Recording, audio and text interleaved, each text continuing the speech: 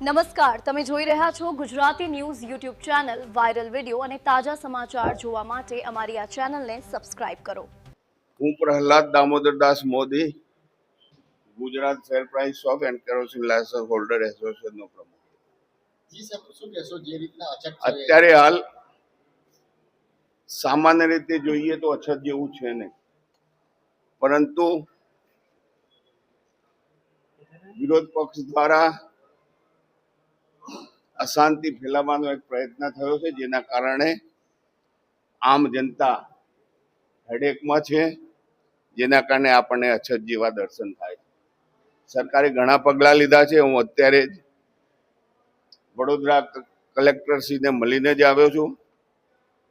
સરકાર જે કેરોસીન વિતરણ કરવાનું નવું કામ કરી રહી છે એ આવકારદાયક છે, પરંતુ વ્યાજબી ભાવના દુકાનદારોને કેરોસીન લાયસન્સ જેમની પાસે હતા એમને એક વિટંબણા એ છે કે 3 વર્ષથી સરકારે કેરોસીન સપ્લાય બંધ કર્યો, જેના કારણે કેરોસીન ભરવા માટેના બેરલો કાટ થઈ ગયા, જે ભંગારમાં વેચવા પડ્યા.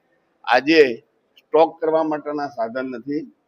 મેં મોનાબેન કંધાર, સચિવ શ્રી પુરવઠા સાથે વાતચીત કરી છે અને કહ્યું છે કે સરકાર સ્ટોરેજના સાધનો જો પૂરા પાડશે તો વ્યાજબી ભાવનો દુકાનદાર કેરોસીન વેચવા તૈયાર છે. અને જો અમારે ખરીદવાના હોય તો લોંગ ટાઈમ સુધી કેરોસીન સપ્લાય ચાલુ રાખવાની બાંહેધરી સરકાર આપે લેખિતમાં, તો અમે એ ખર્ચ પણ કરવા તૈયાર છીએ, પરંતુ જનતાને હેરાન થવા નહીં દઈએ. ધન્યવાદ.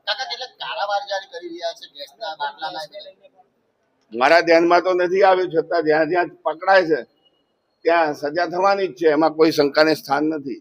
આ પરિસ્થિતિમાં ગેરલાભ ઉઠાવવો એ ખરેખર રાજદ્રોહ છે. કેટલો પુરવઠો છે અત્યારે આપણી પાસે? પૂરતો જથ્થો છે. હમણાં તો ગઈકાલે તમે મીડિયા વાળા બતાવતા હતા કે સ્ટીમરો આવી ગઈ. હવે એ સવાલ તમે કરો છો. પણ કેટલાક જે શ્રમિકો છે તે હવે પોતાના વતન તરફ પલાયન થઈ ગયા છે. આજે જાતે નજારો મીડિયાએ બતાવ્યો છે. લોકોનો જાતે એ લોકો શ્રમિકને કેવી રીતે રોકી શકીએ આપણે? શ્રમિક એક માનસિકતા ધરાવે છે કે અહીંયા તકલીફ છે, ચલે વતનમાં જઈએ, જે ઘેટા બકરા ચલાવીશું દિવસ કાઢી લઈશું. આ ન્યૂઝના રિપોર્ટર છે Arvind Rathod. Gujarati news YouTube channel, Surat. ગુજરાતથી તમને મહત્વના સમાચાર મળતા રહેશે, માટે જોતા રહો ગુજરાતી ન્યૂઝ. ધન્યવાદ.